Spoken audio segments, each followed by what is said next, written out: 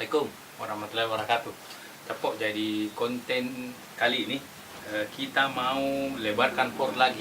Jadi kemarin itu salah satu konten saya ada yang tembus 20.000. Nah, banyak teman-teman yang chat saya buat tutorial kasih lebar port belakang lagi dengan cara yang lebih mudah. Nah, kali ini kita mau buat tutorial cara melebarkan port dengan lebih mudah, lebih cepat dan aman. Nah, oke, kita mulai. Yang pertama kita sediakan itu ini meja atau tempat yang lurus. Nah, dengan dua teman. Oke, gini. Ini stangnya begini.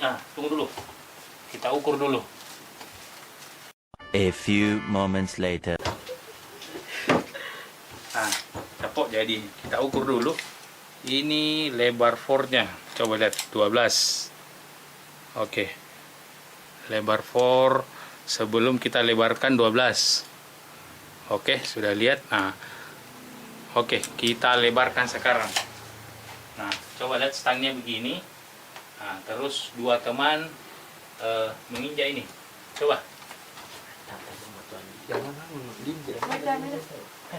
Ini ya. Coba lihat teman. Ini posisinya begini.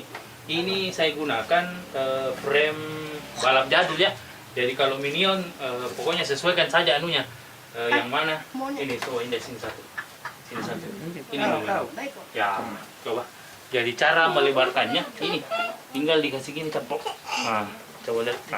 Pakai kaki bisa. Itu kita ukur lagi.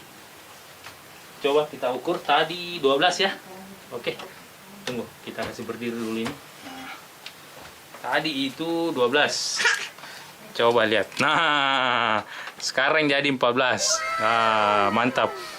14. Jadi teman-teman kalau ini teman-teman kalau ini miring, bisa dibalik. Jadi misalnya kalau sebelah sini terlalu lebar, bisa dibalik modelnya. Ini yang kita tindis. Begitu juga sebaliknya, kalau ini yang kurang ke sini, ini yang kita tindis. Bisa pakai kaki, tapi dengan catatan ini ada yang tindis di sini capok. Mantap. Jadi itu salah satu cara termudah dan tercepat melebarkan port belakang capok. Oke capok.